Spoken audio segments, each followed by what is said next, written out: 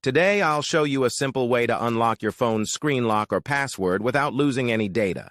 The best part? It's free and easy, even if you're not a tech expert. Just follow these steps, and you'll be able to unlock any phone hassle-free. Let's get started. You can unlock your phone's screen lock or password using a special code.